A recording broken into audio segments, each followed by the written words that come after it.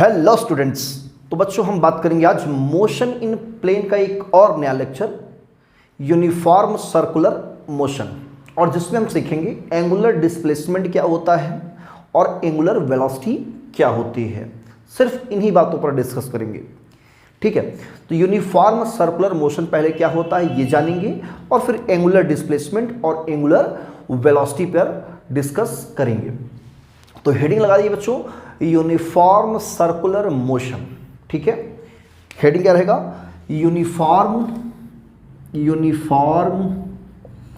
Circular motion.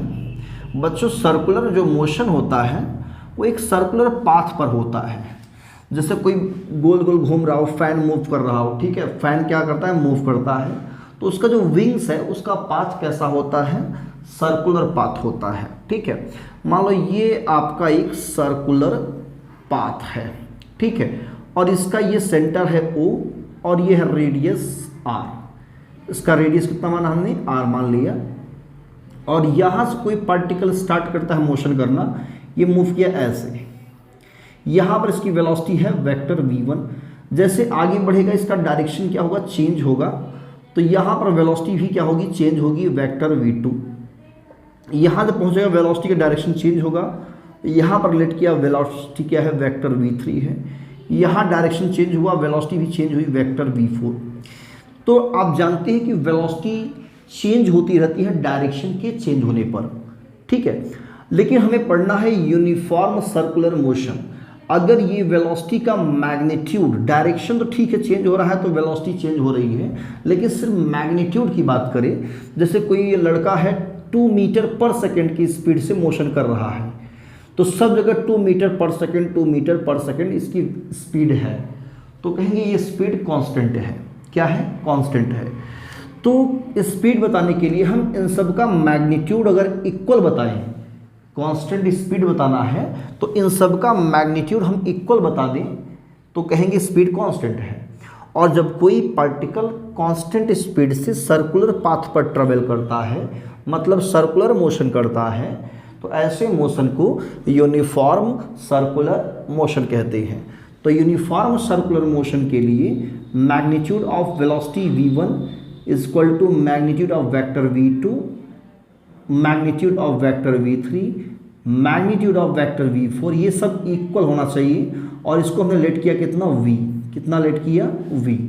तो uniform circular motion के लिए याद रखना, ये सब जगह पॉइंट पर जितने भी पॉइंट्स हैं सब जगह स्पीड कांस्टेंट होनी चाहिए। क्या कांस्टेंट होनी चाहिए? स्पीड, ठीक है। तो यही है यूनिफॉर्म सर्कुलर मोशन। अब यूनिफॉर्म सर्कुलर मोशन करते समय जब कोई पार्टिकल एक पॉइंट से किसी दूसरे पॉइंट पर पहुंचता है, सपोज दैट कि यहाँ पॉइंट ए है, पॉइंट ये है बी। जब पॉइंट पहुंचेगा ए से बी तक तो कुछ न कुछ एंगल बनाएगा। क्या बनाएगा? एंगल। कहाँ बनाता है एंगल?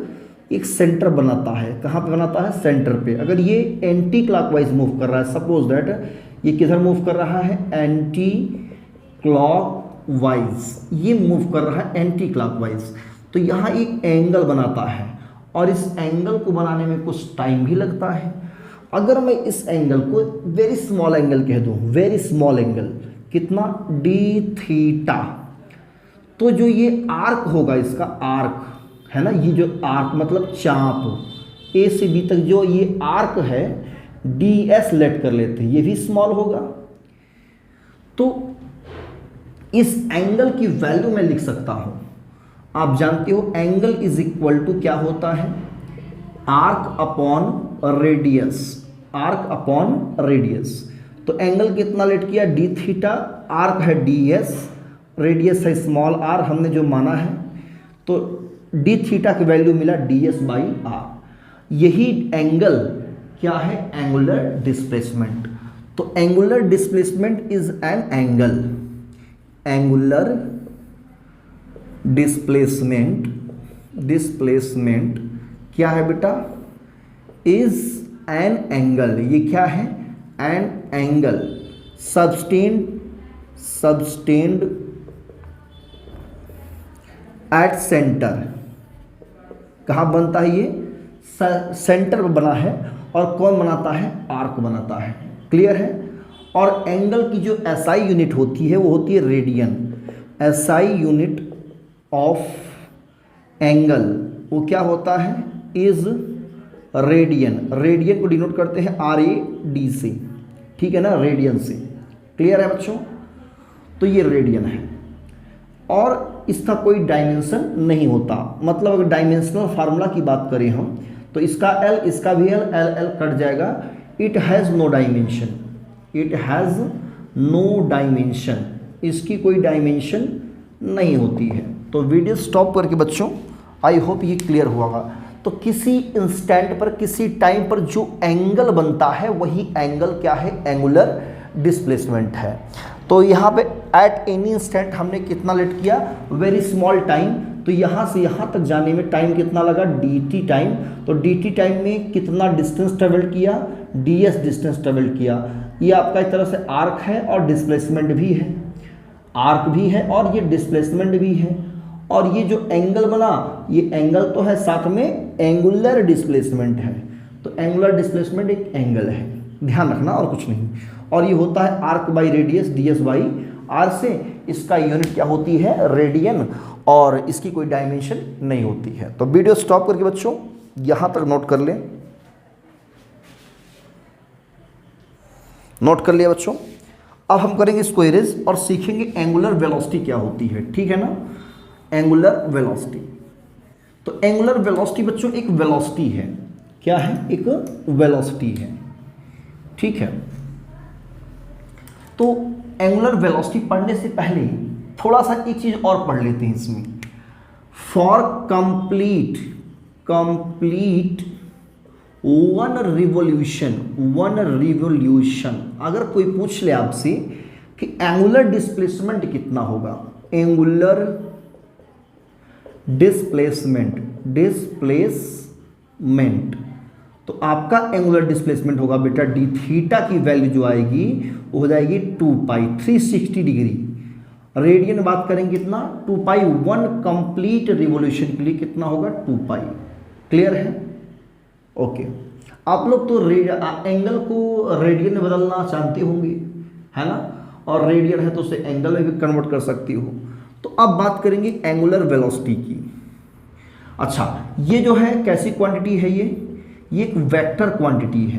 कैसी क्वांटिटी है, वेक्टर क्वांटिटी। डिस्प्लेसमेंट हो रहा है ना, तो इसके पास भी अपना डायरेक्शन होता है और वो डायरेक्शन छिपा होता है इसमें। अभी इन डायरेक्शन कैसे कैलकुलेट करेंगे, एंगुलर वाले केस में एक रूल बता देंगे, राइट हैंड थंब रूल, आप उसे अप्लाई करके बता सकती हो। तो फिलहाल ये वेक्टर क्वांटिटी है। तो एंगुलर वेलोसिटी इसे बच्चों डिनोट करते हैं ओमेगा से। किससे डिनोट करेंगे, ओमेगा से। और ये होता है the rate of angular displacement. जैसे होता है डिस्प्लेसमेंट अपॉन टाइम, वेलोसिटी होती है, तो लीनियर डिस्प्लेसमेंट है वो। लेकिन जब एंगुलर डिस्प्लेसमेंट अपॉन टाइम हो जाएगा तो एंगुलर वेलोसिटी बन जाएगी। यानी D theta upon D T को हम लोग क्या कहेंगे, एंगुलर वेलोसिटी, और यही यूज होता है। क्लियर? अगर t1 टाइम पर वेलोसिटी की तरह एंगुलर डिस्प्लेसमेंट θ1 हो और t2 टाइम के लिए एंगुलर डिस्प्लेसमेंट θ2 हो, तब निकालते हैं इसमें एवरेज एंगुलर वेलोसिटी ओमेगा बार। क्या निकालते हैं, एवरेज एंगुलर वेलोसिटी। क्लियर? और ये होगा θ2 minus θ1 upon t2 minus t1। इससे निकाल लेंगे बच्चों। क्लियर है? और इसकी SI जो यूनिट होगी, इसकी SI यूनिट होगी, इसका होगा रेडियन, इसका सेकंड, रेडियन पर सेकंड इसकी SI यूनिट होती है। और इसका डायमेंशनल फार्मूला अगर बात करें, डायमेंशन की अगर बात करें तो इसका तो डायमेंशन लेस होगा 1, इसका टाइम का t, तो t ऊपर जाएगा t माइनस 1 बड़े ब्रैकेट में। ये इसका डायमेंशनल फार्मूला होता है। क्लियर है? अच्छा, तो ये तो हो गया एंगुलर वेलोसिटी। एंगुलर वेलोसिटी को हम लोग जनरली एंगुलर फ्रीक्वेंसी भी कहते हैं। क्या कहते हैं, एंगुलर फ्रीक्वेंसी। यस बच्चों, कैसे, number of completed revolution in 1 second is called frequency. 1 second में जितना रिवोल्यूशन कंप्लीट करता है उसे फ्रीक्वेंसी कहते हैं। और फ्रीक्वेंसी को हम डिनोट करते हैं स्मॉल f से, या किसी किसी बुक में न्यू से रिप्रेजेंट करता है, और ये होता है 1/टाइम पीरियड होता है। कितना होता है? 1/टाइम पीरियड।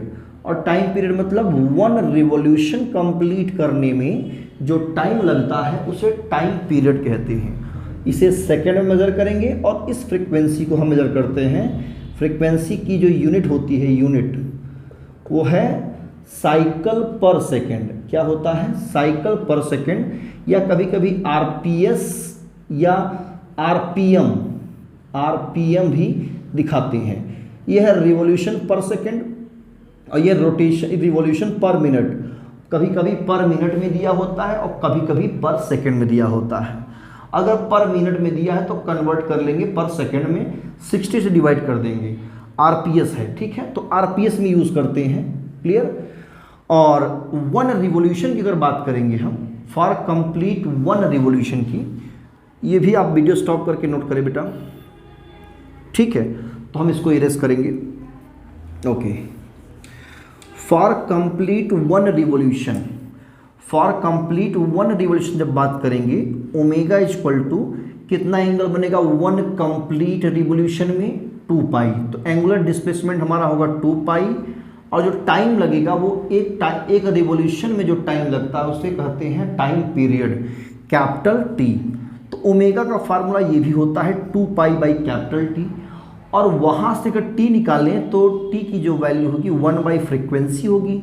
यहाँ रखेंगे तो omega equal to 2 pi by 1 by F जाएगा ऊपर, तो 2 पाई एफ, ये फार्मूला बन जाता है एंगुलर वेलोसिटी का। तो ये न्यूमेरिकल में अक्सर यूज होता है। आपको फ्रिक्वेंसी दिया रहेगा, एंगुलर फ्रिक्वेंसी निकालना पड़ेगा, ठीक है। क्या निकालना पड़ेगा? Angular frequency. क्लियर है? और एंगुलर फ्रिक्वेंसी निकालने के बाद आगे हम एंगुलर फ्रिक्वेंसी कहिए। कुछ बच्चे सोच रहे हैं बार बार, सर आप एंगुलर फ्रिक्वेंसी बोल रहे हो। जी हाँ बच्चों, ये एंगुलर फ्रिक्वेंसी भी है और एंगुलर वेलोसिटी भी है, कोई कन्फ्यूजन मत समझिएगा, ठीक है ना। कभी कभी कुछ चीज़ों में एंगुलर फ्रिक्वेंसी यूज़ करते हैं, कभी कभी एंगुलर वेलोसिटी भी यूज़ करेंगे। तो इसको याद रखना, यही है एंगुलर वेलोसिटी और यही है एंगुलर डिस्प्लेसमेंट। इसके आगे का जो लेक्चर होगा एंगुलर, इसके बीच रिलेशन के आगे जो भी रहेगा एंगुलर वेलोसिटी लीनियर वेलोसिटी में जो रिलेशन होगा वो आगे हम नेक्स्ट वीडियो में डिस्कस करेंगे, ठीक है। तो आज की वीडियो में सिर्फ इतना ही, मिलते हैं किसी और वीडियो के साथ। इस वीडियो में सिर्फ इतना ही। पढ़िए। All the very best. Thank you.